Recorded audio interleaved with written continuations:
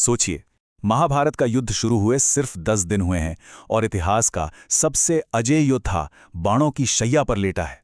आज हम बात करेंगे कौरवों के महान सेनापति भीष्म पितामह के पतन की कहानी के बारे में। अगर ऐसा ही चलता रहा तो हम 2 ही दिन में ये युद्ध हार जाएंगे।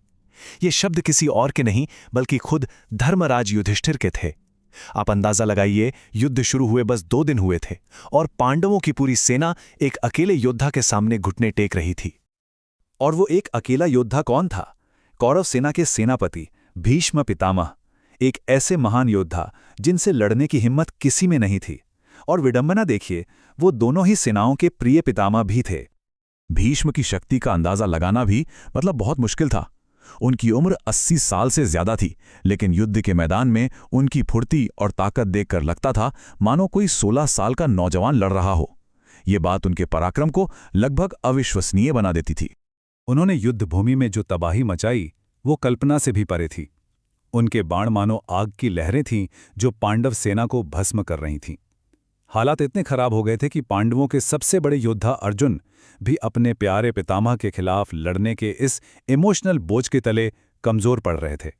अब देखिए, तीसरे दिन तक हालत इतने बिगड़ गए, इतने ज्यादा कि खुद एक देवता को बीच में आना पड़ा। एक ऐसा कदम जिसने युद्ध के नियमों को ही तोड़ने का खतरा पैदा कर दिया। असल में इस पूरे संघर्ष का जो इमोशनल कोर था वो अर्जुन ही थे।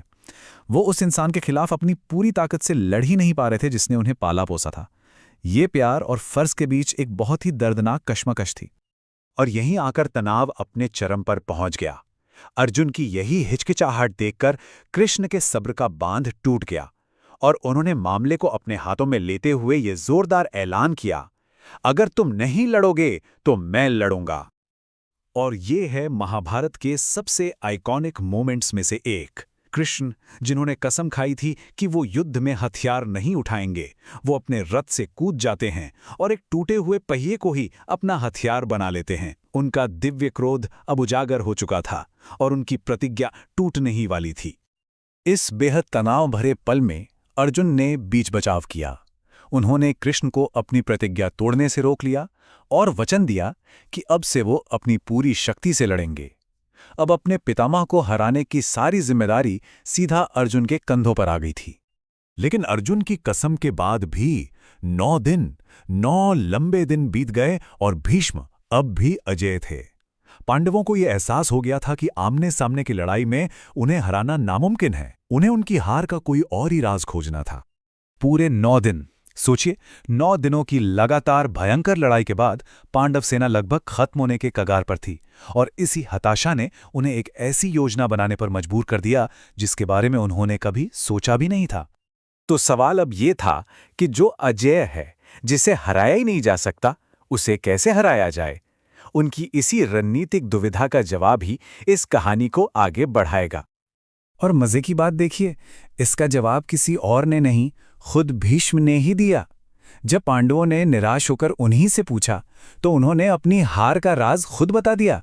ये उनकी अपनी ही एक प्रतिज्ञा थी, एक ऐसा नियम जिसे वो कभी नहीं तोड़ते।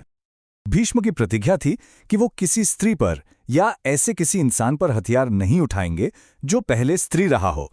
और बस यही पांडवों को अपना जवाब मिल गया। उनकी जीत का रास्ता कोई अस्त्र नहीं बल्कि एक इंसान था, शिखंडी, जो अपने पिछले जन्म में एक स्त्री अंबा थे। यही भीष्म के सम्मान के कोड की एकमात्र कमजोरी थी। तो बस इसी एक राज के साथ 10वें दिन का प्लान तैयार हुआ। शिखंडी को एक ढाल की तरह इस्तेमाल किया जाना था और ये दुखद काम एक बार फिर से अर्जुन के ही कंधों पर आ पड़ा था। ये प्लान सुनने में तो सीधा था, पर नैतिक रूप से बहुत जटिल था। पांडवों ने भीष्म के ही धर्म और सम्मान को उन्हीं के खिलाफ एक हथियार बना लिया। उन्होंने शिखंडी को अर्जुन के रथ के आगे एक ढाल की तरह खड़ा कर दिया, क्योंकि वो जानते थे कि भीष्म अपनी प्रतिज्ञा नहीं तोड़ेंगे। और जैसे ही भीष्म ने शिखंडी को देखकर अपने हथियार नीचे रखे, कृष्ण ने अर्जुन को झकझोर कर कहा। उन्होंने आंसुओं में डूबे और कांपते हुए अर्जुन से कहा, यही समय है पार्थ। उन्होंने शस्त्र त्याग दिए हैं, अब मोह मत करो। और अर्जुन के बाणों ने जो किया वो महाभारत की सबसे यादगार और दर्दनाक तस्वीरों में से एक बन गया। बाणों की शैया, ये भीष्म के आखिरी पलों की कहानी है। भीष्म के गिरने के इस पौराणिक दृश्य को शरशैया कहते हैं, यानी बाणों का बिस्तर। अर्जुन के बाणों ने उनके शरीर को इस तरह भेद दिया था कि वो जमीन पर गिरे ही नहीं, बल्कि उन बाणों से बनी एक शैया पर ही टिक गए। ये एक छोटा सा किस्सा भीष्म के योद्धा चरित्र को दिखाता है। जब दुर्योधन ने उन्हें आराम देने के लिए मखमल का तकिया देना चाहा, तो उन्होंने मना कर दिया और इसके बजाय उन्होंने अर्जुन से एक योद्धा के लायक तकिया मांगा, जो 3 बाणों से बना था। तो उस शरशैया पर लेटे लेटे भी उनके आखिरी काम कितने शक्तिशाली थे। देखिए, उनकी प्यास अर्जुन के बाण से निकली गंगा की धारा से बुझी। उन्होंने दुर्योधन को आखिरी बार युद्ध खत्म करने की सलाह दी, और क्योंकि उन्हें इच्छा मृत्यु का वरदान था, उन्होंने सही वक्त आने तक अपने प्राण नहीं त्यागे।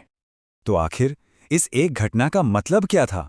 ये सिर्फ एक योद्धा का गिरना नहीं था, ये युद्ध का सबसे बड़ा टर्निंग पॉइंट था।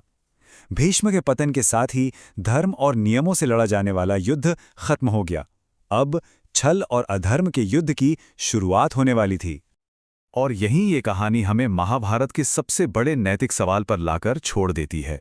क्या धर्म के लिए मिली जीत तब भी पवित्र मानी जा सकती है जब वो नियम तोड़कर हासिल की गई हो?